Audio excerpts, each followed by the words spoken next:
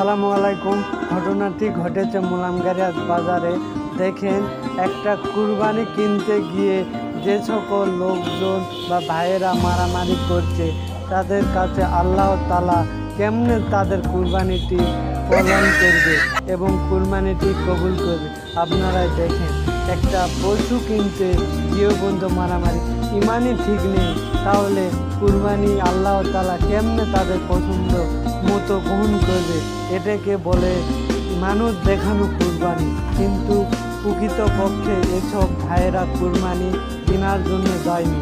এসব ভাইয়েরা মানুষ দেখানোর জন্যে হাটে বাজারে গিয়েছে বড় বড় ছাগল বা গরু কেনার জন্যে।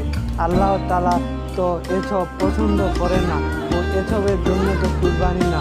কুরবানি হলো আল্লাহর তাকওয়া, আল্লাহকে দেখানো, মানুষকে দেখানোর জন্য তো কুরবানি না। কুরবানি হলো আল্লাহর তাকওয়া করা, আল্লাহকে সন্তুষ্ট করা। আর এসব ভাইরা দেখেন বাজারে গিয়ে পর্যন্ত মারামারি, কিলাকিলি, ধরাধরি, খুনাখুনি করতেছে। তাহলে আল্লাহ তাআলা এসব ভাইদের হেদায়েত দান করুক, ও এসব বাজারে যেন সকল ভাইরা মারামারি না করে। ও যেসব ভাইরা মারামারি করছে, ইনশাল্লাহ আল্লাহ তাদেরকে হেদায়েত দান করুক, ও আল্লাহ তাআলা তাদেরকে অসংখ্য হেদায়েত দান করে রাখ। আমার কথা বলার যদি ভুল ত্রুটি হয়ে থাকে, অবশ্যই আপনারা ক্ষমার চোখে দেখবেন।